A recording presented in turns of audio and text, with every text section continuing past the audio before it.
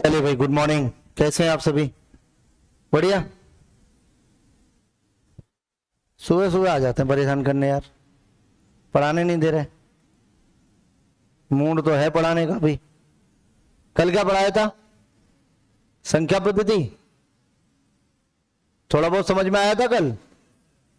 पक्का? तो बताओ, ये संख्या पद्धति समझ में आई थी या जो मैंने प्रवचन दिया था वो समझ में आया था? दोनों ही बातें होनी चाहिए ना। तुम किस्तों में क्यों पढ़ने आते हो? अभी लगातार आओगे? पक्का? नहीं, पता नहीं है सर। हाँ, मैं समझ गया। शकल बता देती है बेटा, कोई फिक्स नहीं है। तो देखो, जिसकी क्लास फिक्स नहीं है उसकी नौकरी भी फिक्स नहीं होती है। बुरा लगेगा लेकिन एक्सेप्ट करना है आप सभी को। आपको कंटिन्यूटी बनानी पड़ेगी। और लगभग मैं अभी इसी साल की अगर बात करूं तो इस साल में मुश्किल से शायद आपकी 5वीं 7वीं क्लास है मुश्किल से, और 4 महीना होने वाले हैं पूरे। पूरा याद है मेरे को, तुम टेंशन मत लो, गिनती करना घर जाके आराम से। तो आप सोचिए कि 4 महीने में 10 छुट्टी हो जाए मानते हैं, लेकिन 10 दिन आके बाकी छुट्टी हो जाए तो वो थोड़ा सा कहीं ना कहीं, बाकी देखो आपके लिए नुकसानदायक है। जैसे कि आप सबको पता है, कल अपने राजस्थान में एक छोटा सा हादसा हुआ, वैसे हाल तो है तो बहुत बड़ा। आप लोगों को नहीं पता? पता क्यों नहीं पता? क्योंकि सरकार ने न्यूज में नहीं आने दिया इतने ढंग से। आपको पता है कि आज अपने राजस्थान में रिफाइनरी का उद्घाटन होने वाला था, जिसका उद्घाटन आपके देश के माननीय प्रधानमंत्री नरेंद्र मोदी जी करने वाले थे। कल आग लग गई उसमें। मतलब आज उद्घाटन होने वाला था उसका, और आग भी छोटी मोटी स्तर पे नहीं लगी है, बहुत बड़े स्तर पे लगी है। तो मुझसे जब किसी ने बताया, मैं लाइव चल रहा, कोई मेरे को बुरा, मेरे को टेंशन नहीं लगता, गुरुजी के साथ रह के इतना तो सीख ही गया। देखो, मैंने जब मुझे बताया तो मैंने एक जवाब दिया उस व्यक्ति को। मैंने कहा, यार देखो सीधी बात है, उस रिफाइनरी के अंदर जो कर्मचारी हैं वो सब बीजेपी वाले तो नहीं होंगे। अब आगे की लाइन नहीं बताऊंगा मैं तुम्हें, आप समझ सकते हैं इस बात को। एक बहुत बड़ा प्रोजेक्ट, ड्रीम प्रोजेक्ट मानते हैं उसे, बड़ा प्रोजेक्ट था, अगर ढंग से चालू हो जाता। अब इतने दिन की गई जितने दिन ये सरकार रहने वाली है, इतने दिन में दोबारा से उसको रिमॉडिफाई किया जाएगा, तब तक कार्यक्रम समाप्त। और सीधी बात है ना यार, कि अगर किसी दूसरे ने बनाना स्टार्ट किया हो और दूसरा उसका उद्घाटन करे तो मजा नहीं आएगा ना। उद्घाटन उसी आदमी को करना चाहिए था वैसे जिसने उसकी नींव रखी थी। किसने रखी थी बताओ? अरे पुरानी सरकार में बनना स्टार्ट हुआ था, इसमें थोड़ी बनने लगी। तो श्रेय तो उसी को जाता है। जैसे कि जितनी भर्तियां हुई हैं सबको नियुक्ति पत्र किसने बांटे? भजन लाल ने। भर्ती किसने निकाली थी? तो सीधी बात है। चलो, फालतू की बातों पे ध्यान ना देते हुए पढ़ाई पे दें तो ज्यादा मजा आएगा। चलिए, संख्या पद्धति चल रहा है आपका। कल कहां तक पहुंच गए थे ये बता दीजिए, और आज थोड़ा सा रफ्तार में देखेंगे इसको अच्छे तरीके से। कल की क्लास में क्या क्या पढ़ लिया था वो थोड़ा सा अगर आप मुझे बताएंगे तो अच्छा लगेगा। जल्दी बताएं भाई। कल हम लोगों ने परिमेय और अपरिमेय को पढ़ लिया था, और हमने बताया था कि परिमेय और अपरिमेय से संबंधित बातें कल हम आपको बताएंगे। तो मेरे साथ साथ अब आप लिखना स्टार्ट कर दीजिए कि देखिए, दो परिमेय संख्याओं का योग, दो परिमेय संख्याओं का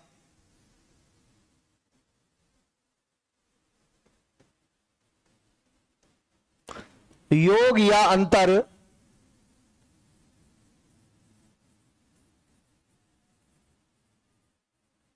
सदैव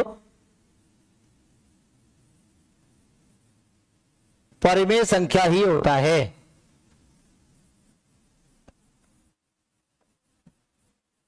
बहुत अच्छे तरीके से याद रखना है। कोई भी आप दो रेशनल नंबर ले लीजिए, उनका जोड़ करके देख लीजिए या उन्हें घटा के देख लीजिए, आपके पास जो मान प्राप्त होगा वो कैसा निकलेगा? आपका रेशनल नंबर ही निकलेगा। ये हमेशा के लिए क्या है? आपका फिक्स है। दूसरा, इसी में लिख देते तो बढ़िया रहता। चलो ठीक है, दो परिमेय संख्याओं का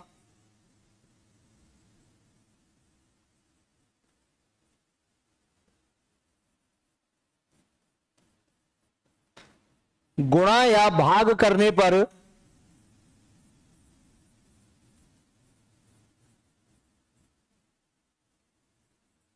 प्राप्त मान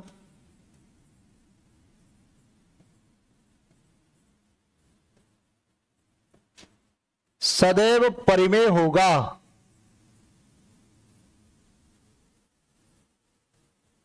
सदैव परिमेय होगा। ठीक है।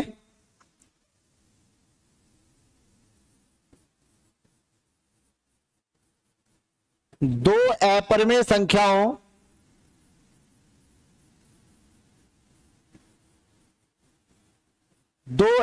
संख्याओं पर कोई भी गणितीय संक्रिया, दो अपरिमेय संख्याओं पर कोई भी गणितीय संक्रिया, जैसे कि देखो जोड़ हो गया, घटाव हो गया, गुणा हो गया और भाग, लगाने पर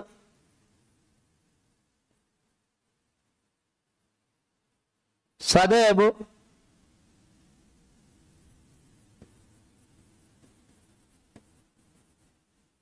अपरिमेय मान ही प्राप्त होता है।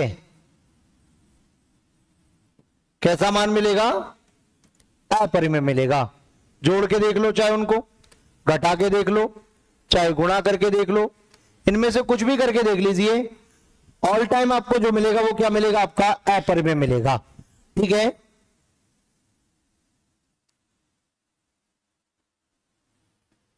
ठीक है।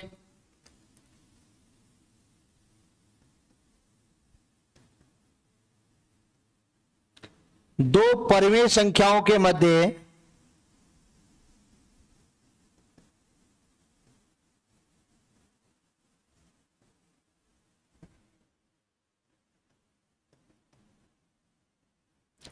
अनंत परिमेय संख्याएं होती हैं।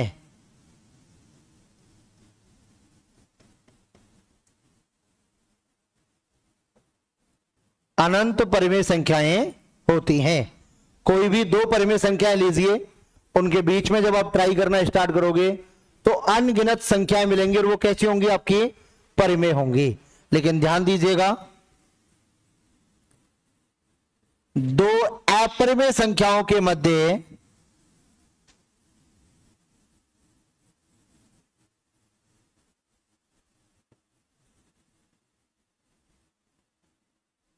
अब कोई बता पाएगा मुझे क्या मिलेगा?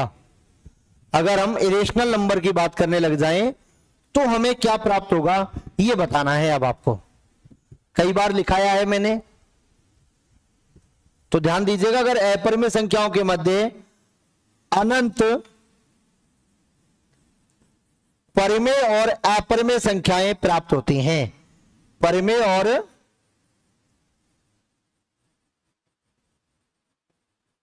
अपरिमेय संख्याएं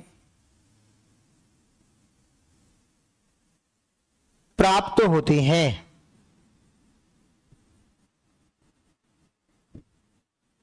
अब आप कहोगे सर कैसे पता चला आपको?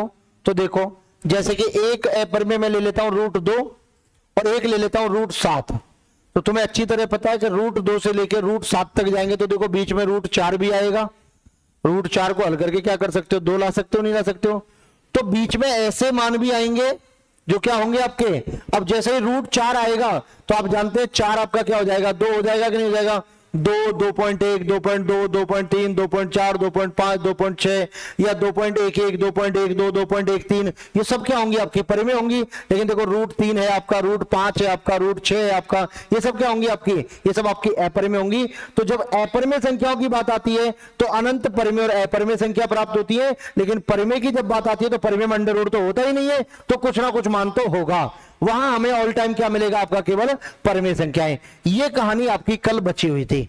यहां तक की कहानी अब आपको समझ में आ गई, तो अब हम चलते हैं पूर्णांक संख्या की तरफ। ठीक है, अब आपको समझना है, फिर बाद में लिखना है। ठीक है, आगे देखिए। अगली संख्या है आपकी पूर्णांक संख्याएं। पूर्णांक संख्या बोले तो क्या होगा आपका? Integer number. कैसे बेटा, लेट नींद खुली है या पढ़ने का मन नहीं था? क्यों राजा, लेट खुली है?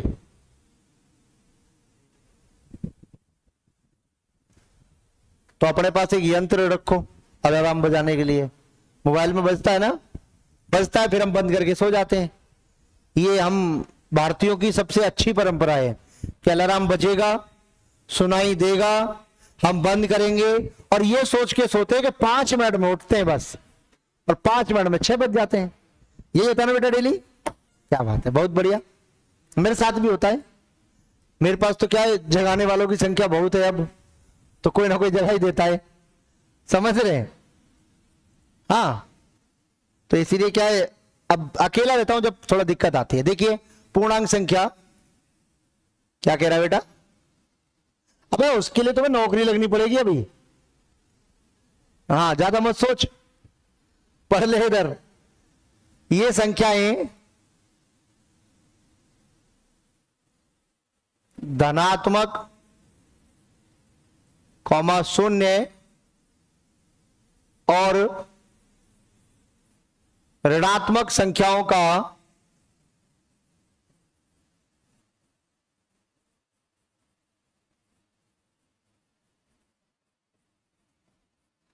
सामूहिक रूप होता है।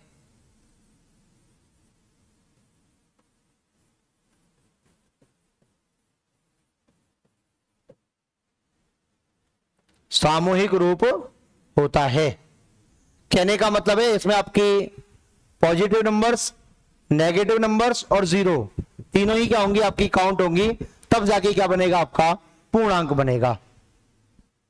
ठीक है, देखिए जैसे आपका 0, फिर इधर आपका 1 2 3 4 5 इनफाइनाइट तक, इधर माइनस का 1, माइनस का 2, माइनस का 3, माइनस का 4। देखिए, अच्छा आप में से ऐसे कितने लोग हैं, थोड़ा सा आप बताएंगे तो मैं आपको एक अच्छी सलाह, एक अच्छी बात बता सकता हूं, बाकी तुम्हारी मर्जी है। जिनका चार्जर जैसे ये लगे हुए हैं, देखो दिख रहे हैं आपको, अभी ये काम कर रहे हैं, लेकिन जब हम यूज में नहीं ले रहे हैं तब भी लगा रहता है। मोबाइल का चार्जर, लैपटॉप का चार्जर, ऐसा कोई है तुम में से जिसका लगा रहता है कि वो प्लग में ही लगा हुआ है, यूज हो चाहे ना हो, अपने को कोई टेंशन नहीं है। सबके ये साथ यही है ना। मैंने कल एक घटना देखी और दर्दनाक घटना है, हालांकि उसमें, हालांकि मतलब नुकसान हुआ है, लेकिन शारीरिक नुकसान किसी का नहीं है, बंद था। मतलब कि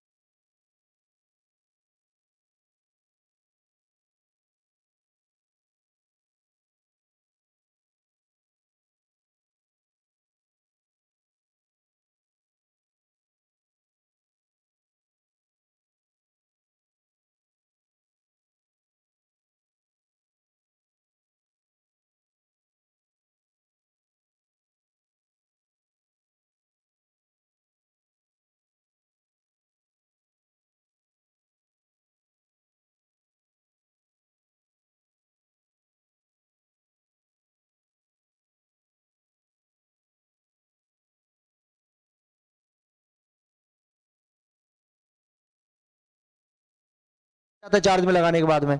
लेकिन कुछ कुछ की तो आदत ये होती है चार्जर लगना चाहिए, मोबाइल में लगा रहे और ऐसे ही हो आईपीएल चल रहा, आईपीएल देखने लायक ना रहोगे, ध्यान रखना। फिर देखो ये होता है आपका उदासीन पूर्णांक। ये क्या होता है आपका उदासीन पूर्णांक होता है। अब अपन बात करें यहां से आगे, ये जो है ये कौन सा क्रम है आपका बढ़ते क्रम में, और बढ़ते क्रम को गणित की भाषा में कहा जाता है आपका आरोही क्रम। क्या कहा जाता है आरोही क्रम। तो यहां जब हम बढ़ते हुए क्रम में गए तो हमें क्या मिला, हमें आपका धनात्मक पूर्णांक मिला। जब जीरो से और बढ़ते हुए क्रम में आगे निकले तो हमें कैसा मिला धनात्मक पूर्णांक। फिर हम यहां से आपके घटते हुए क्रम में आए, और घटते क्रम की बात करें तो इसे गणित में क्या कहा जाता है आपका अवरोही क्रम कहा जाता है। और शायद आपने परसों का भी अखबार पढ़ा हो तो पता होना चाहिए कि परसों भी एक मकान में आग लगी, पति पत्नी दोनों जल गए, नवविवाहित दंपत्ति था। और ये शायद इधर एमपी के साइड की बातें हैं। नवविवाहित दंपत्ति था और रात्रि में सो रहे थे, शॉर्ट सर्किट हुआ, चार्जर वार्जर पता नहीं किस चीज में आग लगी, पूरा कमरा जल गया, दोनों जल गए। अब सोचो ऐसा भी हो जाता है भाई, बड़ी बात नहीं है। आजकल रियलिटी में सामान कोई भी देख लीजिए आप, थर्ड क्लास है। अब आप लोगों को लगता होगा हम लोग अपने भारत देश में दाल खाते हैं, कितना बढ़िया खाते हैं, क्यों भाई बताओ। अपने यहां वो बचता है जो रद्दी माल होता है, बढ़िया बढ़िया तो विदेश चला जाता है। अपने पास जो मार्केट में आता है वो एकदम थर्ड क्वालिटी का होता है। टॉप क्वालिटी की चीज तो यहां से विदेश में अच्छे दामों में चली जाती है। जैसे ही कल मैं एक वीडियो देख रहा था, उस वीडियो में एक व्यक्ति जो वहां रहते हैं, नॉर्वे कोई देश है, वहां रहता है वो व्यक्ति, वीडियो बना रहा कि देखिए हमारे यहाँ आलू की कीमत, अच्छा अपने यहाँ आलू क्या है 100 रुपये, हम 11 किलो 12 किलो ले जाओ, 15 ले जाओ, ऐसे ही चल रहा है अपने यहाँ। उसने दिखाया कल, बोला भारतीय रुपये में अगर इसे कंसीडर करोगे तो 348 रुपये में 1 केजी आ रहा है आलू। तो तुम बढ़िया देश में रहते हो कि नहीं रहते हो बताओ। आप पाकिस्तान में जाओ ना, 350 रुपए किलो आटा है, यहां 34 रुपए किलो है, मतलब 1/10। इसको कंपेयर किया करो आप लोग, रियलिटी है ये। आपने सोचा कितनी सारी दिक्कतें आई, हालांकि जो भी है डजेंट मैटर, कितनी सारी दिक्कतें आई। अपने पेट्रोल की कीमत अभी भी 104 रुपए 75 पैसे ही है, और पिछले 1.5 साल से यही है, एक पैसा ना तो इधर हुआ ना इधर होने दिया। तो क्या इसका मतलब ये थोड़ी सरकार के पास में खूब सारा रखा हुआ है, नहीं। आप सोचिए किसी चीज को, क्योंकि जब पता रहता ना कि बच्चे को ज्यादा डांटते बनेगा कहीं खुदकुशी ना कर ले, उसको डांटना बंद कर देते हैं। वही देश में है, सबको पता है पैसा किसी के पास नहीं है, सब कमा के लाते हैं। अब देखो यहां से आपको जो पता चलेगा वो पता चलेगा सबसे छोटा धनात्मक पूर्णांक, सब जानते हैं, मिल जाएगा आपको। कौन सा है बताओ, 1 हो जाएगा, ठीक है। अगर मैं पूछूं आपसे सबसे बड़ा धनात्मक पूर्णांक, सबसे बड़ा धनात्मक पूर्णांक, तो सबसे बड़े की अगर बात करें तो इसे ज्ञात नहीं कर सकते, इसे ज्ञात नहीं कर सकते हैं, यह बात ध्यान रखनी है, क्योंकि इनफाइनाइट कोई पूर्णांक नहीं होता है। उसी प्रकार देखो सबसे छोटा ऋणात्मक पूर्णांक, तो इसे भी क्या है ज्ञात नहीं कर सकते।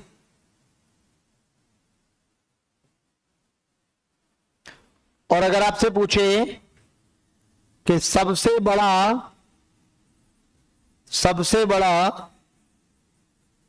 ऋणात्मक पूर्णांक,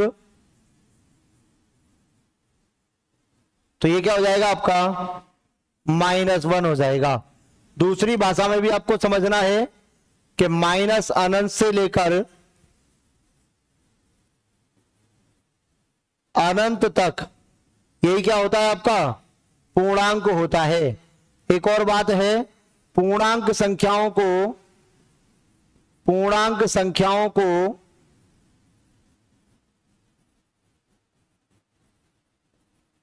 I या Z से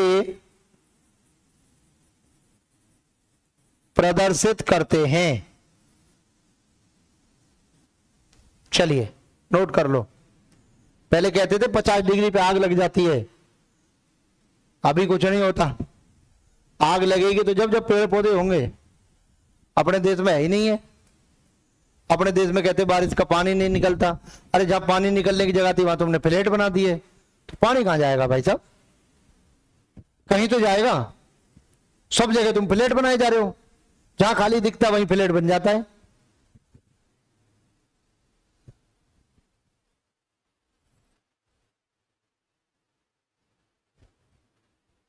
इसलिए तो गांव का आदमी अभी भी कम बीमार होता है। शहर के आदमी के घर का एक अलमारी का एक हिस्सा पूरा दवाइयों से भरा रहता है, फिक्स है वो। ये बुखार की है, जुकाम की है, खांसी की, ये उल्टी की, फिक्स रखी है एकदम बढ़िया। और उस परिवार को भी पता है कि किसी ना किसी को तो होगा, इसीलिए रख रखी है, काम आएगी। जब आप ही उम्मीद बना के बैठे हो तो बीमारी क्यों नहीं बनाएगी तुमसे? हाँ भाई, सबको नमस्कार, राधे राधे। हाँ, एक बार लाइक कर दो, शेयर कर दो। हाँ बिल्कुल, सवाल भी कराएंगे, पहले पढ़ तो ले, सवाल करा दो। लो सवाल लिखो।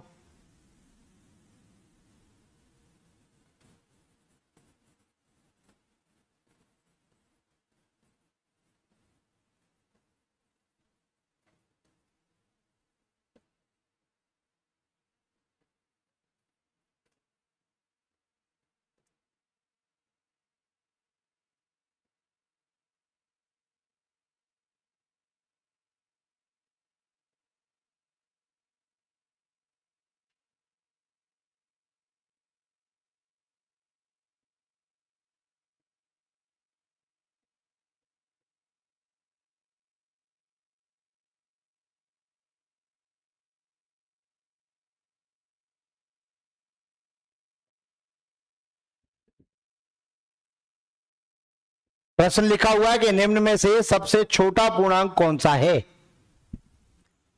तो 218 लिखा हुआ है, 148 लिखा हुआ है, माइनस का 318 लिखा हुआ है, और एक लिखा हुआ है इनमें से कोई नहीं।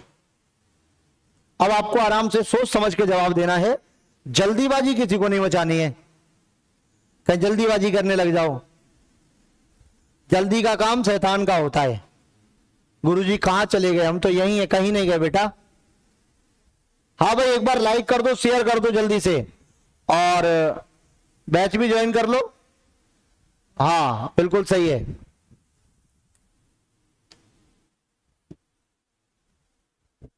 सबका कमेंट आना चाहिए, आप सबका एकदम बताएं। आया कुछ? बताओ, आप बताओ। -318, बहुत बढ़िया। हाँ भाई, -318 बताओ। ऐसे कितने लोग हैं जो -318 बताना चाहते हैं? हाथ खड़ा करो। 4 5 6 लोग हैं। बाकी के क्या बताना चाहते हैं? हाँ भाई, 148, बहुत बढ़िया। हाँ भाई, -318। किसी का डी है? किसी के दिमाग में डी आ रहा हो? मेरे में तो वही आ रहा है। अब तुम्हारे में नहीं आ रहा, वो मेरी गलती नहीं है।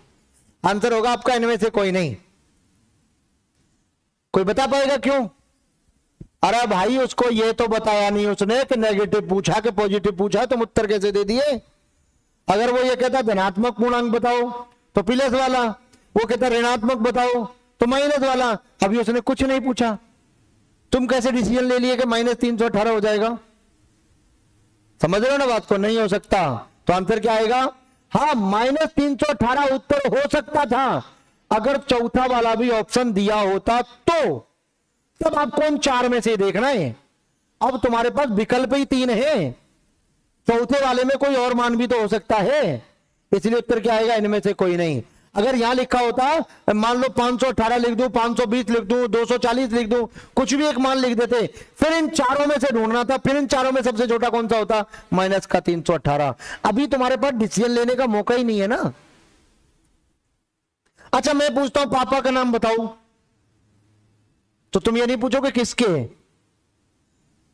पूछोगे कि नहीं पूछोगे? अरे मैं अगर आपसे कहूं कि आप अपने पिताजी का नाम बताओ तो पूछने का तरीका सही है।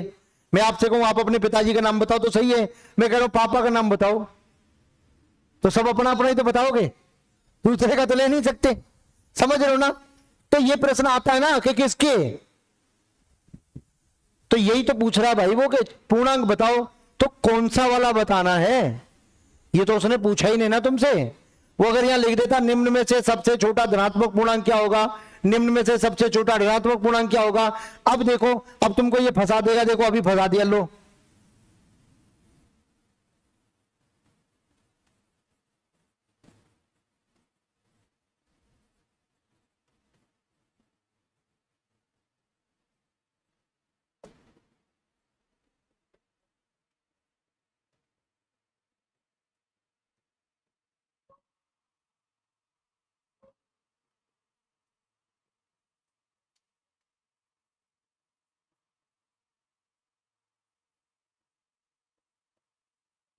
बताओ तुमको क्या लगता है, तुम अभी इस बार थोड़ा माहौल अलग टाइप का है। हाँ सर अभी तो एलडीसी में 70 दिन बाकी हैं, और क्या होगा एलडीसी वालों के लिए? अरे बहुत कुछ होगा, अभी तसल्ली रख लो, तेरा अभ्यास बैच चल रहा है उसको पढ़ लो। हाँ डी, कितने लोगों का डी है? 1 2 3, बहुत बढ़िया। बताओ क्यों? क्योंकि उसने ये कहा कि सबसे बड़ा धनात्मक पूर्णांक बताना है जिसे हम ज्ञात नहीं कर सकते, उसने निम्न में से नहीं कहा। समझ रहे हो ना? अगर लिखा होता निम्न में से तो फिर 523 उत्तर आता, फिर पाटक जाएगी तुरंत तुम्हारी। समझ गए कि नहीं समझ गए? अभी आएगा बहुत कुछ। चलो फिर आता है आपका, देखो प्राकृत या प्राकृतिक संख्याएं। यही काम किए भैया, ध्यान रखिएगा अच्छे तरीके से, बार बार बताता हूं मैं आपको। अब इतना इतना याद रखिएगा, लगभग अगले 2-3 दिन तक यही संख्या चलने वाली है, उसके बाद आगे वाली संख्या पे पहुंचते हैं अपन। 2-3 दिन यही पढ़ेंगे अब अपन, प्राकृतिक संख्या क्या होती है, किस तरीके से क्रियाएं लगेंगी, क्या क्या प्रश्न बन सकता है, किस तरीके का क्वेश्चन आपके सामने आ सकता है, कैसे उसे हल करना है, क्या क्या तरीका होता है, सब समझ लेंगे। उसके बाद अपन पूर्ण संख्या पे पहुंचेंगे। तो आराम से पेशेंस के साथ बैठो, समझो ध्यान से क्या कह रहा है कि ऐसी संख्याएं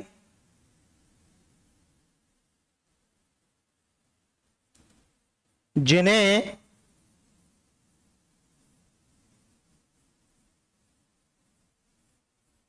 गिनने के लिए, जिन्हें गिनने के लिए प्रयोग में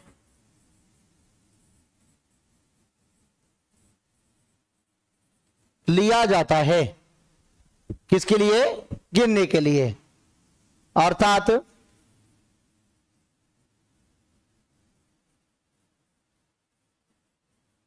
जिन संख्याओं का प्रारंभ,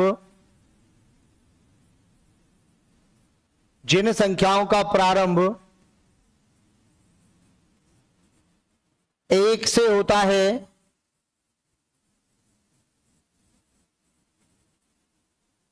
एवं अंत निश्चित नहीं होता है, एवं अंत निश्चित नहीं होता है,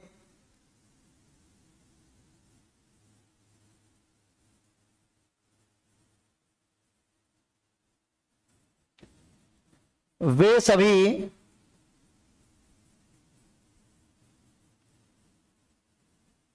प्राकृतिक संख्याएं होती हैं।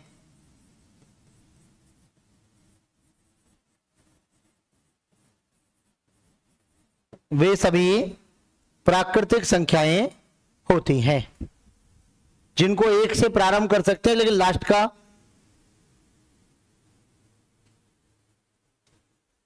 अरे बेटा बताएंगे, अभी टेंशन मत करो, 1 तारीख को बताएंगे, 1 मई से स्टार्ट करेंगे एलडीसी की नई रणनीति। तब तक तुम पढ़ते रहो, अभी 21 तारीख हुई है, 9 दिन और शांति से बैठे रहो यार। हाँ जल्दीबाजी काहे मचा रहे हो? जैसे देखो 1 2 3 4 5 6 इनफाइनाइट तक, ठीक है। प्राकृत संख्याओं को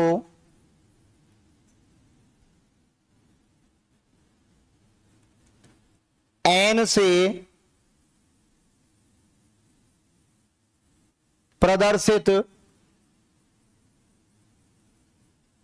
किया जाता है। प्राकृतिक संख्याओं को n से प्रदर्शित किया जाता है, ठीक है।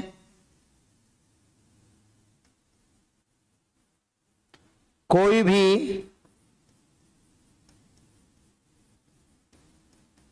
दो लगातार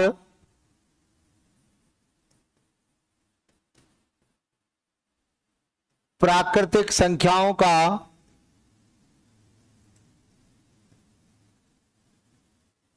योगफल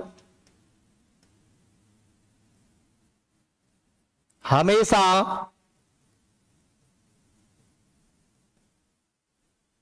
विषम संख्या होता है।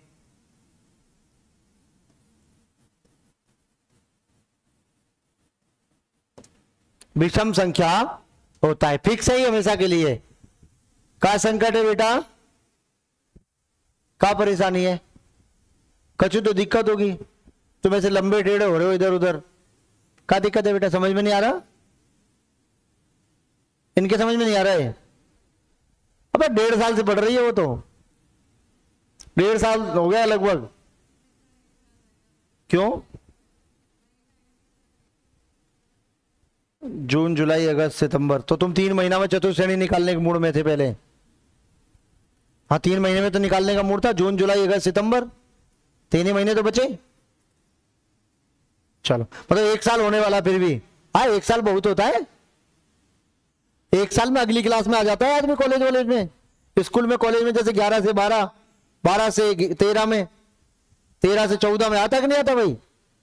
बताओ, यहां से तुम यहीं के यहीं हो अभी, बस इतना सा अंतर है कि तुम चतुर्थ श्रेणी से एलडीसी में कन्वर्ट हो गए, सही है ना?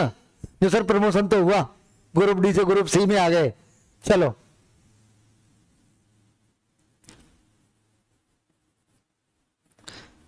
तीन लगातार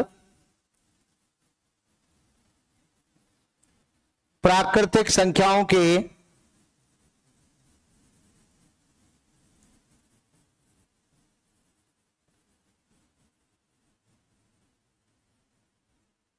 गुणनफल को हमेशा 6 से पूर्णतः विभाजित किया जा सकता है, किया जा सकता है। अगर कोई 3 प्राकृतिक संख्या लें और उनका हम गुणा करें, तो गुणा करने के बाद में जो मान प्राप्त होगा वो हमेशा किससे विभाजित होगा? आपका 6 से। 4 लगातार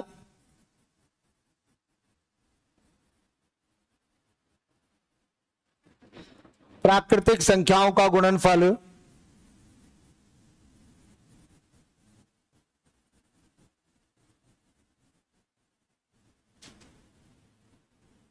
हमेशा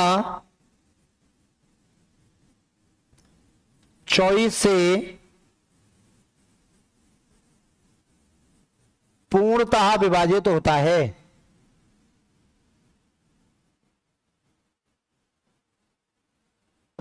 अगर 4 प्राकृतिक संख्याओं का गुणा करेंगे लगातार, तो उनमें कितने का भाग जाएगा? आपका 24 का। ये आपको समझ में आएगा भी बाद में, अब आप लिखते जाओ साथ में। बस ये आपकी प्राकृतिक संख्याओं पर 3 नियम थे जो आपको समझ में आए होंगे। बाकी चीजें ये सवालों में समझ में आएंगी, अभी आपको तसल्ली रखनी है। अच्छा, 3 में 6 का भाग इसलिए जाता है कि पहली 3 प्राकृतिक संख्याओं का अगर गुणा करें तो 1 गुणा 2 गुणा 3 क्या होता है? 6 होता है। ऐसे ही देखो, अगर 4 की बात करें तो 1 गुणा 2 गुणा 3 गुणा 4 गुणा करके 24 होता है। इसीलिए पहली 3 में 6 का जाता है और 4 में 24 का जाता है। क्यों जाता है, कैसे प्रश्न बनेगा, ये बाद में समझ में आएगा आपको। आगे देखो,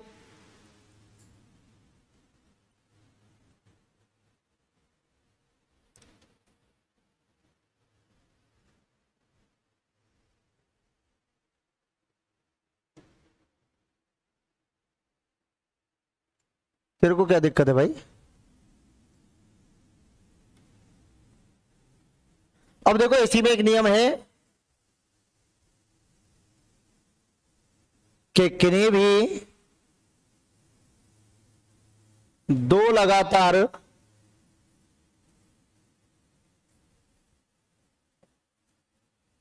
प्राकृतिक संख्याओं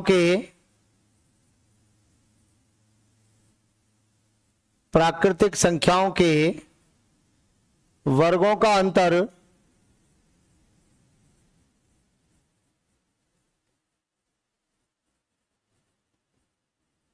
हमेशा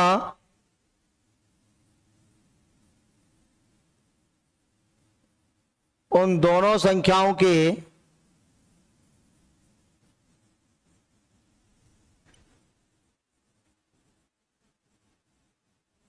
योग के समान होता है।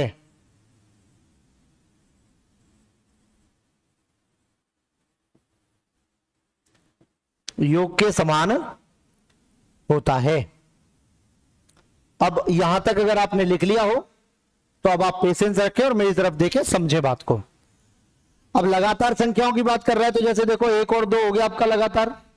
देखो 1 का वर्ग क्या होगा आपका 1 होगा, 2 का वर्ग क्या होगा आपका 4, इन दोनों का अंतर निकालेंगे तो कितना आएगा आपका 3। देखना 1 और 2 को जोड़कर भी कितना आ रहा है आपका, बराबर है कि नहीं है बताओ। जैसे कि देखो मैं संख्या ले लेता हूं 7, तो 7 का वर्ग कितना हो गया आपका 49। संख्या ले लेता हूं अगली वाली 8, तो 8 का वर्ग कितना हो गया आपका 64। इन दोनों का अंतर कितना आया आपका देखो 15। देखना 7 और 8 भी जोड़कर कितना होता है आपका, बात सही है कि नहीं है। जैसे कि देखो संख्या ले लेता हूं मैं 21, 21 का वर्ग कितना हो गया आपका 441। अगर मैं संख्या लेता हूं 22, तो 22 का वर्ग कितना हो जाएगा 484।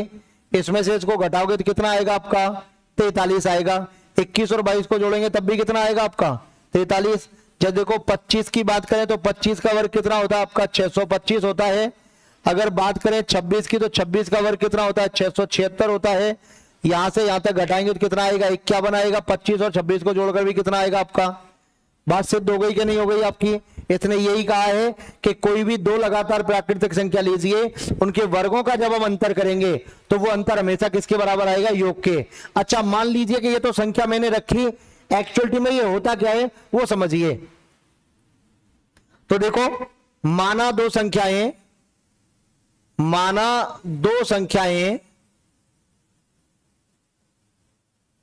ए व बी हैं, बात समझ गए। ये कह रहा है कि इनके वर्गों का अंतर बराबर होना चाहिए किसके, इनके योगफल के। ये हमें सिद्ध करना है कि a square minus b square is equal क्या होना चाहिए आपका ए प्लस का बी। तो हम एलएचएस साइड को उठाएंगे, जब इस वाले को उठाएंगे तो देखो क्या होगा आपका ए प्लस का बी और ए माइनस का बी। बोलो बात सही है या नहीं है, यहां तक किसी को कोई दिक्कत है क्या। अब तुम अच्छी तरह जानते हो कि लगातार संख्याओं में अंतर कितने का होता है, 1 का। लगातार संख्या का मतलब है 2 और 3, 3 और 4, 4 और 5, 5 और 6, 51, 52, 52, 53, 54, 55, यही होता है कि नहीं होता है। तो a माइनस बी का मान कितना हो गया आपका 1। इसका मतलब a प्लस बी बराबर क्या आ जाएगा आपका a प्लस बी। सिद्ध हो गया कि नहीं हो गया बताओ। इतना सब कुछ सीखने के बाद भी प्रश्न गलत हो जाता है। अब तुम कहोगे कैसे, तो देखो मैं समझाता हूं आपको, फिर तुम इस उत्तर पूछूंगा मैं। देखो दो लगातार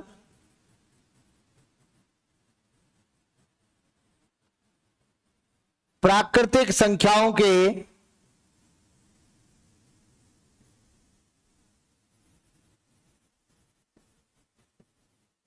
वर्गों का अंतर 28 है, तो उन संख्याओं का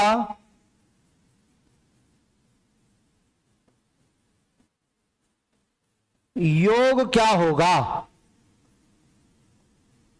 अभी तो बताया मैंने आपको कि जो वर्गों का अंतर होता है वही योगफल होता है।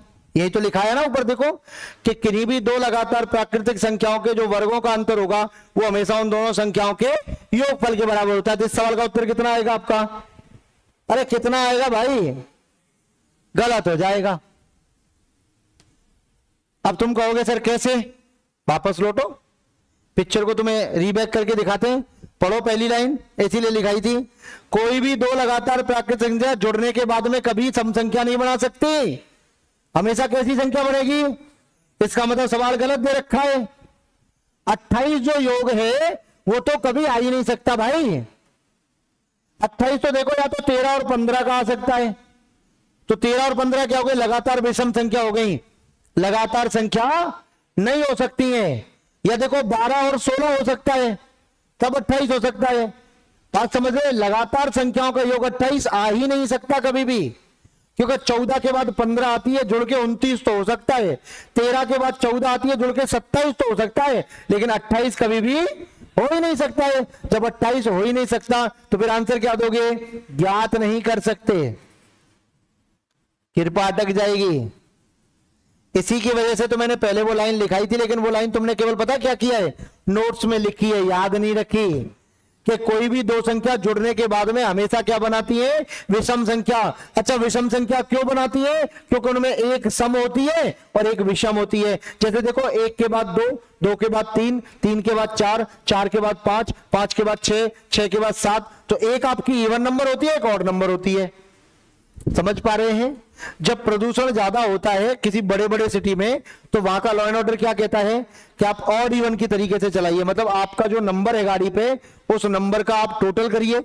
जैसे मान लो किसी गाड़ी का नंबर है 5014, तो 5014 में देखो 5, 0, 1 और 4 है, इसका मतलब कैसा हो गया आपका, या तो आप टोटल करके देखिए। दो प्रकार का नियम बनाते हैं ऑड इवन का, या तो टोटल का नंबर ऑड इवन होना चाहिए, या फिर तुम्हें दिख रहा है देखो 5014 सम संख्या है। जैसे मान लो किसी गाड़ी का नंबर 2213 होगा तो वो विषम संख्या हो जाएगी, तो एक दिन सम संख्या वाली गाड़ी निकलेगी तो दूसरे दिन विषम संख्या वाली निकलेगी, तो आधी चलेंगी आधी रुक जाएंगी। हो सकता है किसी मोहल्ले के सारे घरों में विषम संख्या हो, तो चुप खड़ी रहेंगे भाई साहब, एक दिन मेट्रो से जाओ, क्योंकि बड़ी बड़ी हाईटेक सिटियों में मेट्रो है। मेट्रो तो वैसे आपके जयपुर में भी है, चलती तो है लेकिन लोग बैठते कम है। अरे वही बैठते हैं जिनको उधर जाना है यार, ऐसे कहा करो आंसर। और जाना प्रताप नगर तो मेट्रो में कैसे बैठ जाएगा आदमी, सही है ना, बात सही है ना, समझ में आ रहा, पक्का एकदम। अगला सवाल क्या हो सकता है, बताओ। नहीं बताऊं, मैं तो बताऊंगा भाई, तुम पैसा दिए हो इसलिए। हाँ लो,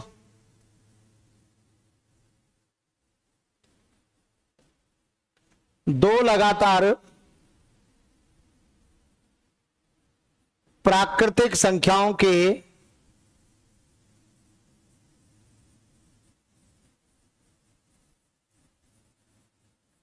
वर्गों का अंतर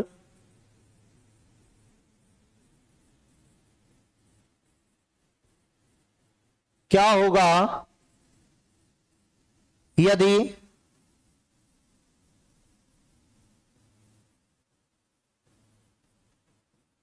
उन संख्याओं का योग 53 हो।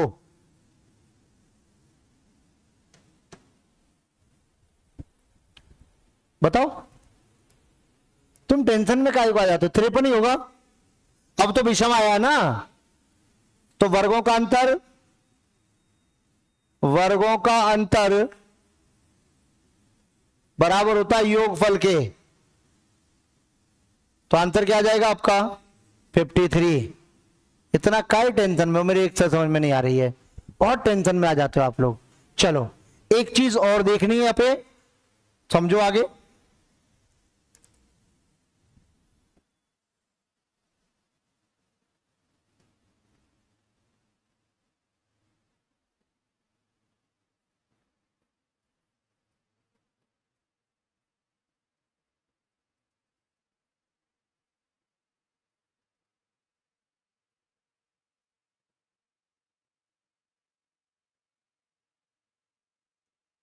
देखो 1 से 100 तक की संख्याओं में जीरो जो आती है वो कितनी बार आती है आपकी, 11 बार आती है।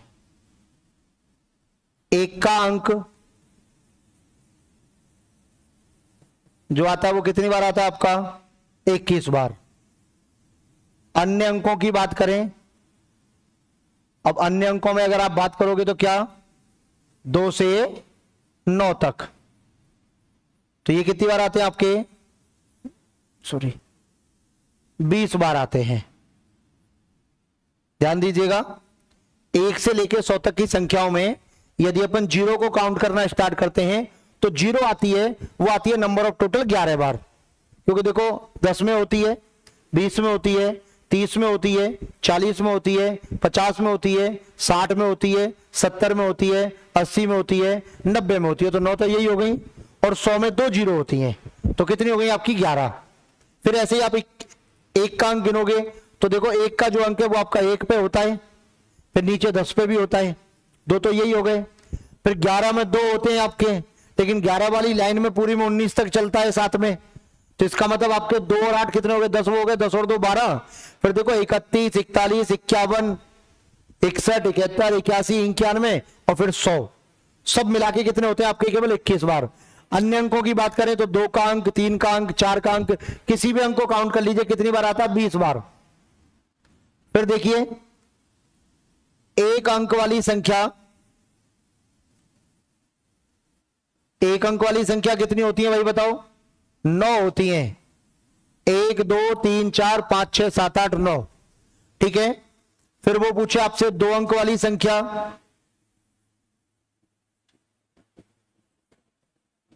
2 अंक वाली संख्या तो 10 से स्टार्ट होती है, 99 तक रहती है, तो कितनी हो जाएंगी आपकी, 90 संख्याएं होती हैं। 10 से लेकर 99 तक 2 ही अंक की होती हैं, ठीक है। फिर वो पूछे आपसे 3 अंक वाली संख्या,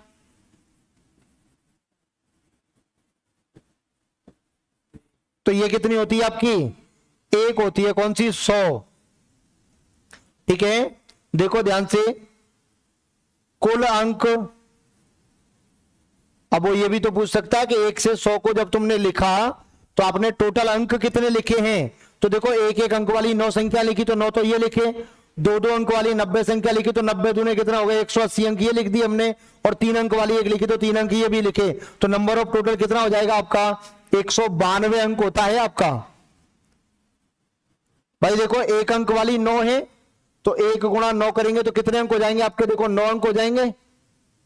2 अंक वाली कितनी आपकी, 90 है, तो 90 गुणा 2 करेंगे तो कितने हो जाएंगे आपके, 180 अंक हो जाएंगे। और 3 अंक वाली संख्या कितनी आपकी, 1 है, तो 3 अंक हो जाएंगे। अब बताओ इन सब का जब टोटल आउट करोगे आप तो कितना हो जाएगा आपका, 192 अंक हो जाएगा कि नहीं हो जाएगा बताओ। इसका बताओ नंबर ऑफ टोटल कितना हो जाएगा आपका, 192। अगर वो तुमसे पूछे कि लिखने के लिए अंकों की आवश्यकता, लिखने के लिए कुल अंक, तो आंसर क्या आएगा बताओ, तो आंसर आएगा आपका 10, 0 से 9 तक। अरे 1 से 100 लिख लो, चाहे 50 लाख तक लिखो, अंक तो यही होते हैं। जैसे कहता है ना कोई कि अंग्रेजी कठिन होती है, मैं कहता हूं ए से लेके जेड तक ही तो होती है, इसके अलावा कुछ होती है क्या बताओ। गणित कठिन होती है, अरे 0 से 9 के बीच में लटकी हुई है, बताओ इसके अलावा कुछ मिलता है तुम्हें गणित में, यही मिलता है ना। और ये तुमने पहले दिन ही पढ़ लिया होगा जब आप स्कूल में गए होंगे, पढ़ा था नहीं पढ़ा था, 1 2 3 4। अभी आजकल तो लोअर किंडर गार्डन, अपर किंडर गार्डन, पता नहीं क्या क्या चला दिया है। अपन तो सीधे पहली क्लास में गए थे, हम अपने जमाने की बात बताएं। अभी तो nursery, play, UKG, LKG, first, पता नहीं क्या उल्टा सीधा यार फालतू, मतलब 5 साल तक तो तुम उसको ऐसे ही घुमाते रहते हो। पहले को प्ले, फिर नर्सरी, फिर एलकेजी, फिर यूकेजी, तब वो पहली क्लास में आता है। मतलब वो 4 साल से स्कूल जा रहा है लेकिन अभी पहले में नहीं आया है, समझ रहे हो ना। चलो समझ में आ गया, इसको और उतार लो, बाकी कहानी कल देखेंगे। Thank you so much. इससे पहला वाला, इस पे क्या था, इसको उतारो, ये काम का है। इस पे लिख लेना हेडिंग डाल के, 1 से 100 तक की